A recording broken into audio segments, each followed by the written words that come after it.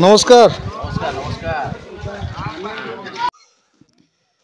सर्वप्रथम सदाप्रभु महान नाम आपण मन नमस्कार भाई मैंने आपण मान प्रेम हेतु आज मुझे उपस्थित अच्छी आश्रयगढ़ मंडली में देखो भाई मैंने छामटा कम के जोरजार चली आपण मन बहुत बहुत धन्यवाद आपण मन प्रार्थना हेतु पाणीपाग बहुत भलर अच्छी आउ जोरसोर कम आरंभ अच्छी आसतु ग्रामवासी आश्रयगढ़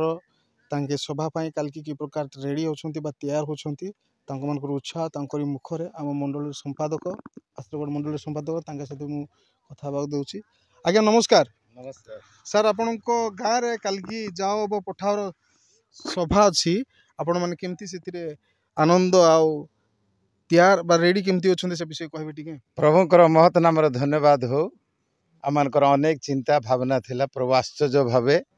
हुए तो आम डिसेम्बर 27 तारिख रे वार्षिक सभा अनुष्ठित करें आमने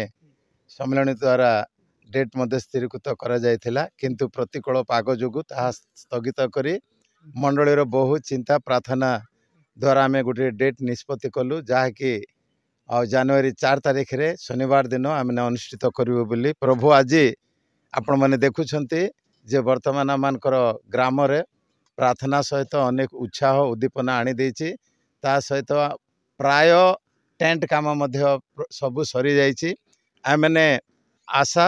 जे प्रत्येक मंडली भाई भूणी मैंने जोग दिंतु कारण विशिष्ट वक्ता मैंने मध्य आसी उपस्थित हो सुंदर भाव प्रभु वाक्य शिक्षा देवे ता सहित मंडली मध्य चिंता करिछि जे जेते लोक उक्त उद्दीपना सभा जोग देवे समस्त निमंते मध्य खाद्यर व्यवस्था बिना मूल्य करने मंडली निष्पत्ति नहीं एणु आमकर अनुरोध प्रत्येक मंडली पुणी प्रत्येक शाखा समिति पुणी प्रत्येक व्यक्ति विशेष मान मैंने मंडली तरफ निमंत्रण करुचु आपण मैंने आसतु सभारे जोगदे प्रभु ठारू आशीर्वाद पातु धन्यवाद आज्ञा धन्यवाद शुणु बर्तमान डिसेम्बर 27 तारिख रे प्रोग्राम चेंज होता है वक्ता मानकर किसी अदल बदल है तो वक्ता मान को मैंने अनुरोध करूँ से अनेक कार्यक्रम थिला किंतु से मैंने बातिल करी ए सभारे जोग देउछंती वक्ता माने होचंती आचार्य उपेंद्र परिछा स्वाधीन प्रचारक नुआगढ़ आचार्य बिशप जीतुलिमा जामशेदपुर पुणे आमनकर नुआगढ़ प्रोफेसर राजपति पाणी से माने सम्मति प्रकाश करी अछंती से माने उपस्थित हो प्रभु वाक्य शिक्षा देवे धन्यवाद आज्ञा भाई मैंने शुणिले आश्रयगढ़ मंडल संपादक महाशय जहाँ कहले आपण मैंने शुणी मुझे पुनर्बार कहवाक चाहनी मु बहुत खुशी जे प्रथम करी गाँव में आउ एक नूतन भाव जहाँ पठावर सभा होची आपण मैंने विशेष रूपे योगदान दिंतु आशीर्वाद अंशी हूँ देखु भाई मैंने मोर ख्रीष्टान कर्तव्य है जे आम मैंने सुसमाचार लोक को पहुँचाइबा आज से ही कमिटीर प्रथम बोली सभा होची तो आपण मान कर्तव्य आसिकी बसबे आउ तीन तीनटा प्रचारक आछंती चांदा देवार मध्य किसी त्रुटि करबे ना भल भाव चांदा देवे जे प्रकार की जा पठाओ भल हेब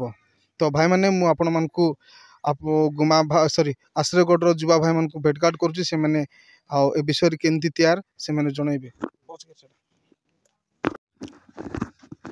जाओ किंबा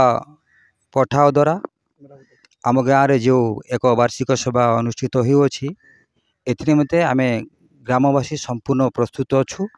पुणी युवक माने युवती माने वृद्ध वृद्धा समस्ते आग्रह रे अछंती युवक मानक निमंते स्वतंत्र बानियान करा जाय अछि पुणी झियो माने मध्य से मानक निमंते एक स्वतंत्र पोशाक प्रस्तुत करी अछंती पुणी समस्त माँ मानक पाई आमे एक प्रकार शाढ़ी व्यवस्था भी करी अछु तेबे आम ग्रामर प्रत्येक उत्साहित अछंती आमे आशा करुछु आपण माने मध्य आसंतु आमर आनंदर ए सहभागी होई प्रभु जो वक्ता मान मनोनीत करी से मान मुखर जो समस्त वाक्य आम मान प्रकाश करा जीवो से समस्त शुणिबा एवं ताकू पालन करी ए दिन मानक बढ़िया निमंते आमे प्रस्तुत हेबा धन्यवाद आज्ञा धन्यवाद तो संपादक आज्ञा भोजी केतटा आड़को आरंभ हम खाइबाटा आमମାନଙ୍କର प्रस्तुति जोरसोर चली आमମାନଙ୍କର नगर संकीर्तन ठीक 8 घंटा समय अनुष्ठित हेबो एटा होची टाइमिंग सभा तेणु आमने यथासाध्य 8 घंटा समय नगर संकीर्तन समूह भाव करूँ तलपटू तापर समस्ते संकीर्तन करिकी आउ छामडारे आमने प्रवेश करूँ ठीक 10 घंटा अधे समय आमମାନଙ୍କର अभ्यर्थना कार्य आरंभ हो आमମାନଙ୍କର 15 मिनिट 20 मिनिट भितर अभ्यर्थना कार्य समाप्त हेबो आमने सम्मिलन को कार्यसूची हस्तांतर करूँ ठीक 1:30 समय 1 घंटा कि 1:30 समय आमମାନଙ୍କର मध्याह्न भोजन बिना मूल्य आमने खाइबार व्यवस्था आमने करूँ यह ठीक कार्यसूची अनुसार आउ टाइमिंग सभा हम तो भाई मैंने आपण मैंने अनेक विषय जानी सारे मोर कहबार आ किसी ना गोटे कथा मुझे कहवाक चाहूँगी भाई मैंने बहुल रूपे आउ सभार उपस्थित हूँ आउ समस्त गाँव भल सिंगर मान को लेकिन आ जॉ पठाओर